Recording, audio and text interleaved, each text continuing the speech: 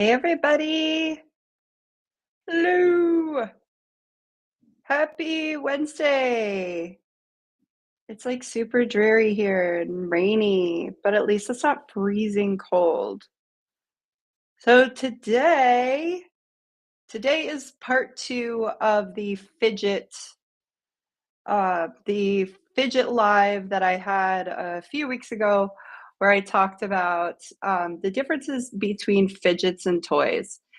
And I did that live. It was pretty spontaneous. I did it because I had so many questions because I posted a reel that was about a teacher taking away a fidget from a student and told them that, this is school. We don't play with toys here. And it has been brought up for, gosh, honestly, since I started this page. Um, People struggling with using fidgets in the classroom because they can be distracting, they can be too loud, they distract the student using them, they distract other students, they can even distract the teacher. So I put together just a probably like a 10-minute live that is going to go over um, fidgets versus toys. We're going to talk about how, like, what fidgets do for the brain, how to set boundaries with fidgets. Like, I've got a fidget. So this fidget, um, m- I, this fidget was sent to me, and it's like just a little pouch with flaxseed, and it's scented, and it smells so good, and it's got marbles in it. And this is now my new favorite fidget. I mean, I still love my infinity cube, but this fidget is a when I go to sleep, I tend to stim and I'll chew on my mouth, like the inside of my mouth. And I started actually like sleeping with this. And before I go to bed, I'm just like playing with it like this. And I don't chew on the inside of my mouth anymore. And this is from Mountain Park Comfort Wraps. Oh gosh, I'm so sorry that I'm like totally botching the name right now. But I'll link it once I post this live. I'll link the person that makes these. It's a woman-owned company in New Hampshire, and they're fantastic. They're quiet. They work really well. They're scented with lavender. I love them so much. So this is my new favorite fidget. Anyway, I got on a side quest. Okay. So we're going to be going over with this live how to set boundaries with fidgets, best fidgets for different needs, and a summary. Yeah, that seems well laid out. Okay. Uh, so why does this matter? Okay. Um, Fidgets in the classroom can do so much for students like me who need something to keep them engaged, to keep their cognitive control network on. Because of my ADHD, my default mode network, which is the daydream state, takes over because of poor impulse control. I will go into daydream state much easier than a neurotypical individual. And you see this with almost every ADHD brain out there.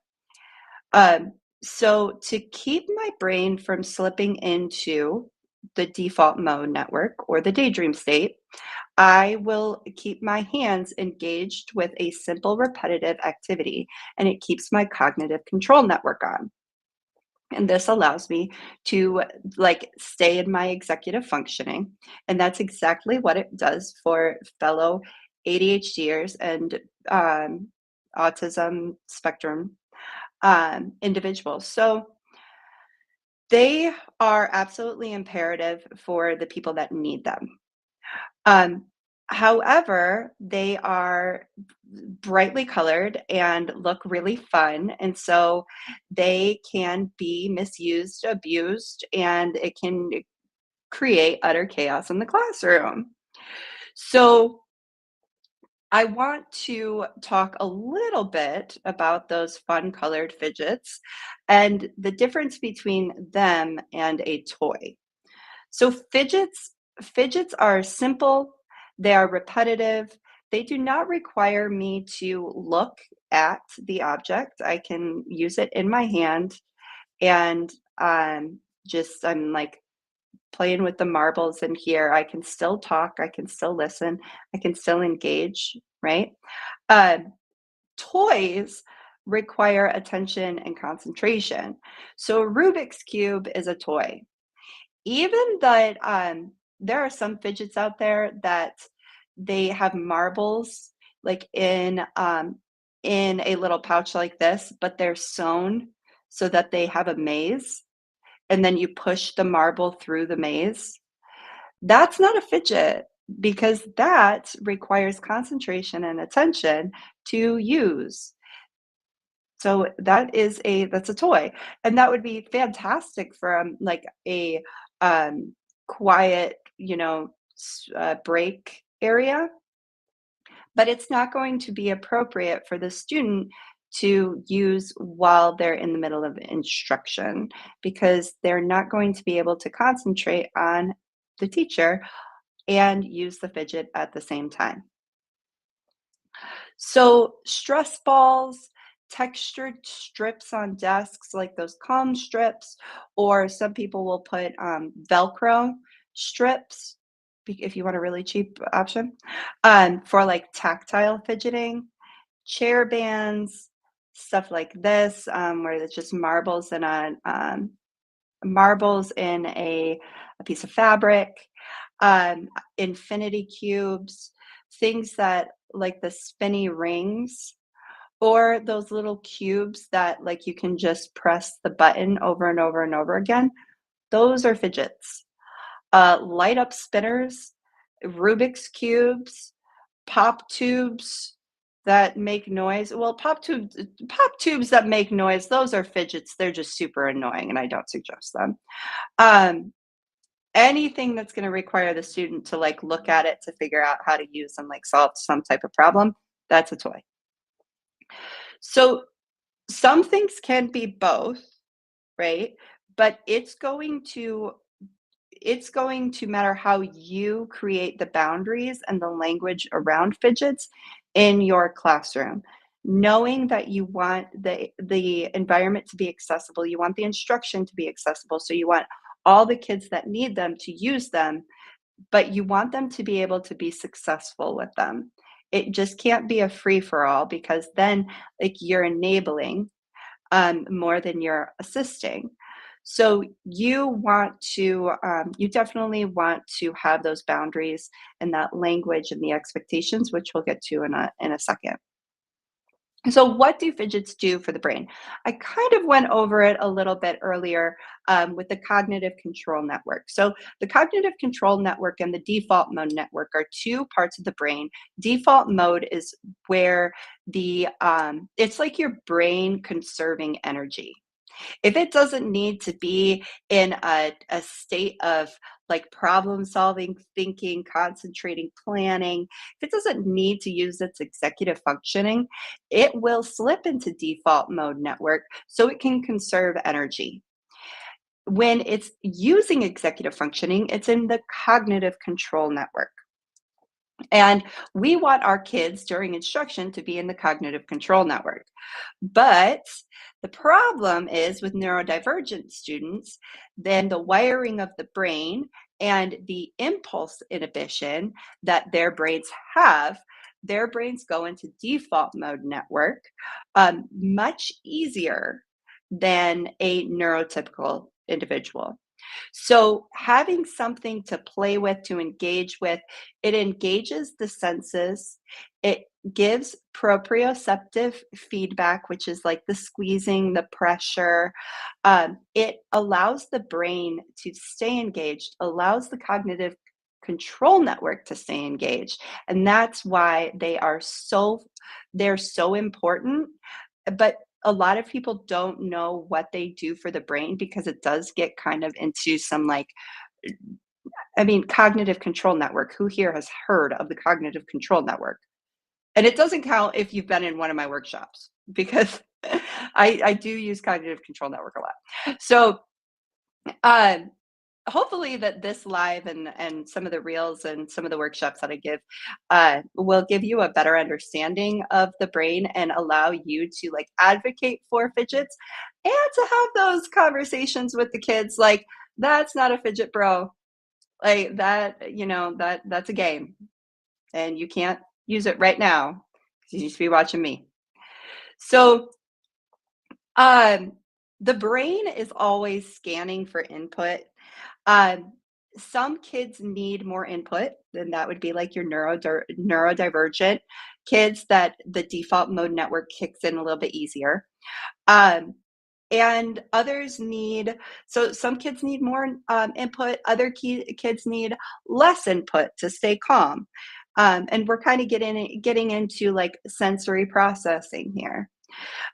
Fidgets give the brain enough stimulation to help keep the kids who need more input engaged and alert. All right. So I'm not even on, I'm like on my doc right now. So let me see if there's any questions or anything. Okay.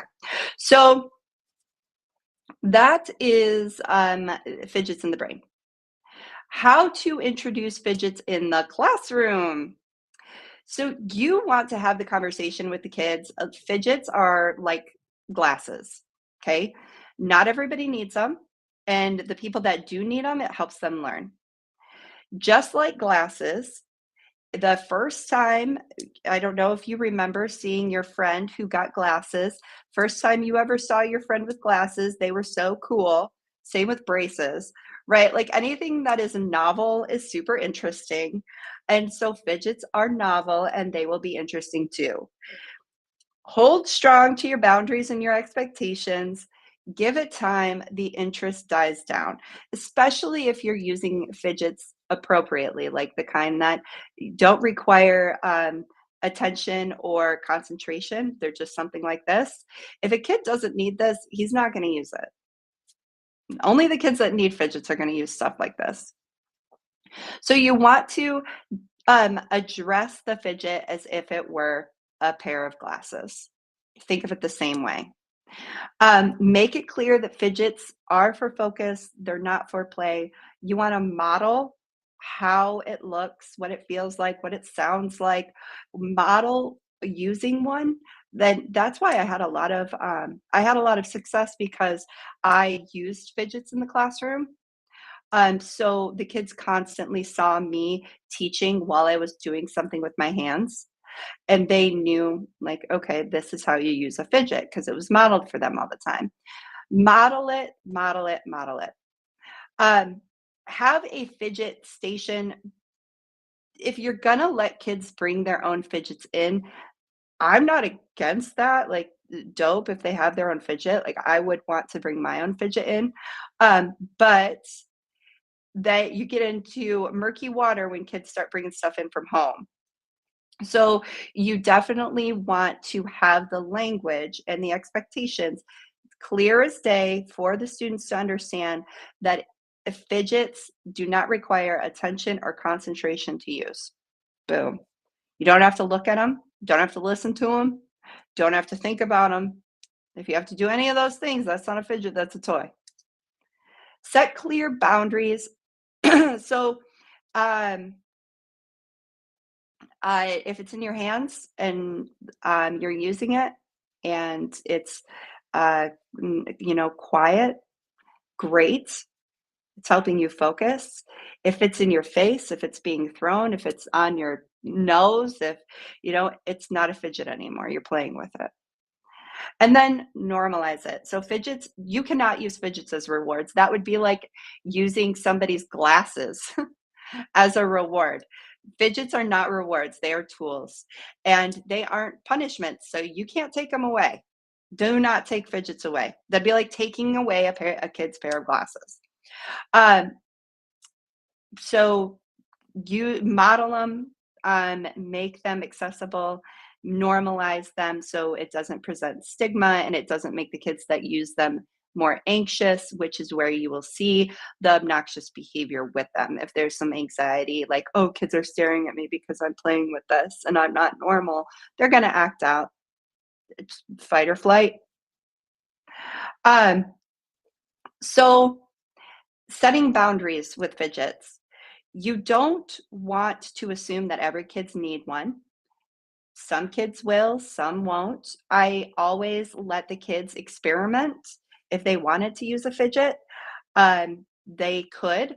Eventually, the kids that don't need them, they just stop using them. And the kids that do need them, they were always available for them. Um, don't take them away immediately at the first sign of misuse. Just correct. Say that's not how we use, like, you've got to use the fidget like this. That's what you need to do. Um, do not let students bring in whatever they want from home.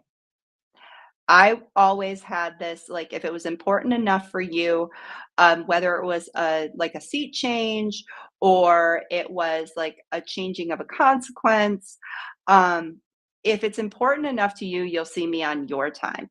So if students want to bring something in from home, that's exactly how I would say, how I would do it. I would say, you know what, come and talk to me.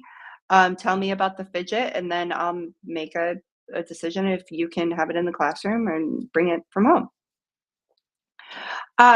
You want to have different fidgets for different feedback. Um, this is a tactile because the linen is kind of scratchy. It's got flaxseed on the inside, so it feels kind of crunchy, and then it's got the balls. It gives me proprioceptive, so like I'm squeezing, and it gives me the tactile, and it also allows me to press and push. My my infinity cube,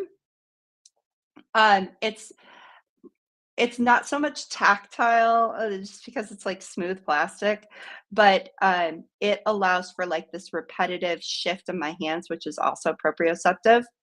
Some kids are going to want stuff that's squishy. Some kids are going to want the putty that's really hard and gives them a lot of proprioceptive feedback. Some kids will just want the spinning sensation. It's gonna depend on the student and, their preferences. Definitely, I always suggest that you interview the students, find out, their preferences, talk to them about fidgets that they used before, and then just get a variety of fidgets for your classroom and see what works and what doesn't. Um, so for kids who want like deep pressure, proprioceptive seekers, weighted lap pads, weighted stuffed animals, stress balls, therapy putty, hand grippers, or even something like this with flaxseed in it works great. Kids who need movement, chair bands. I had the blue I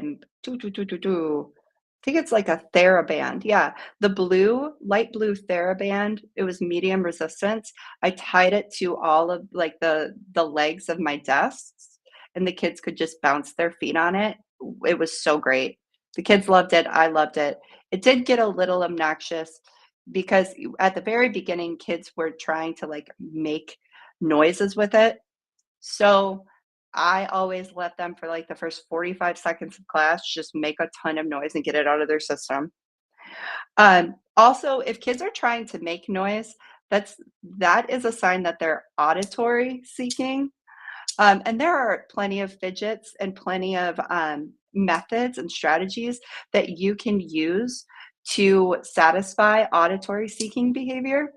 Um, I'm we're doing a workshop March 19th about sensory, and the use of fidgets, the use of sensory tools in the classroom. If you want more information on that, come at workshop and it will be sent to you. So the kids who need vestibular or movement, chair bands, rocking stools, balance cushions are great. Standing desks are fantastic. Anything that allows them to kind of like move, spin, um, balance, even getting them on just one foot and giving them, like, see how long they can balance on one foot for. For tactile seekers or touch, textured strips on desks, Velcro under desks, fidget cubes, push balls, um, yeah, and the Theraputty works too. Visual visual seekers, so they want to stim visually. They're gonna like repetitive or smooth, bright colors, like think lava lamp. Everybody loves to visually stim on a lava lamp. Um, I had, those little liquid things that you could spin up and down or, like, rotate up and down and the liquid fo would fall. Kids loved those. Sand timers, sand sculptures, liquid timers, lava lamps, and satisfying visual YouTube videos. I had one that it was a bunch of jellyfish that I would just display on my, um with my projector, and it was super mellow, the kids loved it. Oral input, that's your chewers. There are chewy necklaces and silicone pencil toppers that are awesome. I'm putting together an Amazon storefront. I just made a few lists. They have to get approved, but eventually my storefront will have everything that I used in the classroom, everything that I've seen used or that I use personally. So, to summarize, fidgets are tools, they're not toys. They help students regulate by providing some sensory input and to keep the cognitive control network on so that they can focus and use their executive functioning. How we introduce fidgets matters. Definitely want to use some clear language. You've got to hold your boundaries on it. Um, And I say you never not never take a fidget away from a student, but it would be my last resort. Um, and if you do take fidgets away, always provide the opportunity for them to, like, have it back within a reasonable amount of time. So if I were to take a fidget away in the classroom, it might be only for, like, 5 to 10 minutes, and then I'd be like, "Alright, now we can try it again. Here's your fidget." Make sure that they totally understand why it was taken and that you're just getting into murky water here. And this isn't a coaching session, so I can't get too far into it. But you just be clear, concise with your language. Normalize it so that there isn't as much anxiety around the fidgets or the accessibility, like the aids in the classroom. As long as you're meeting needs and you're prioritizing students' needs, you should not have issues of students throwing or misusing the fidgets. If you do, it's not the fidgets issue. It's I would say that it is a management issue or how you're approaching the student with the fidget. Like there's some animosity there. Clear boundaries and different students need different fidgets. So if you found this helpful, please share this with a teacher friend. It's going to be on my page in just a moment after I end this live. And thanks for hanging out. I hope you all have a wonderful week, and I will see you all later.